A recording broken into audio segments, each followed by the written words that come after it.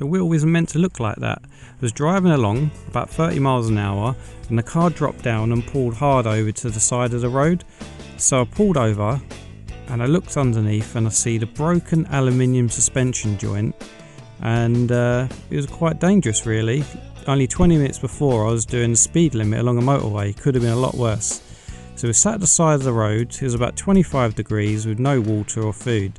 So we rang a recovery truck to take us to a nearby garage, and they said that we're going to be 2 hours. So I was thinking, what the hell are we going to do? And then how are we going to get from the garage to home, because it was 50 miles away. So I said, let's get a taxi to the nearest car garage, which is 5 miles away. And we pulled onto the forecourt and I said to the guy, do you take debit card? He said sure. So I said, I want a car, I'm going to buy it now and take it away. And he looked at me a bit shocked. But anyway, we looked around and thinking, what could I use, what could I have? Something with aircon would be nice. So we found this nice little Mini. I looked at it for 7 seconds. I said, does it drive? He said yep. I said okay, I'll have it. So we knocked him down £500, paid by debit card and drove off. In the space of arriving in the taxi and driving away, it was probably about 7 minutes, and he was shocked and couldn't believe what just happened. And luckily, it drove really nice.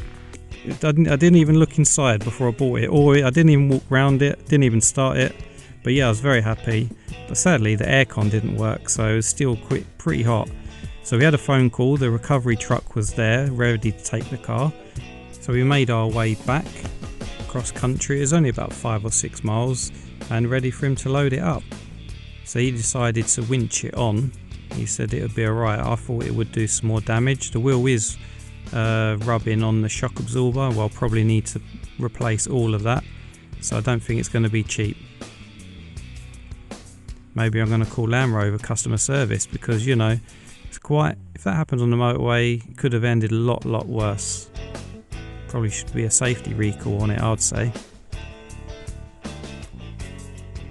Didn't hit a bump or curb or anything. Cast aluminium just snapped. At this point I was very glad that we went and bought the other car, because we had an easy way to get home, and it'd been a long day and was quite a way away from home, and it was the best solution. I didn't want to burden anyone else to come collect us.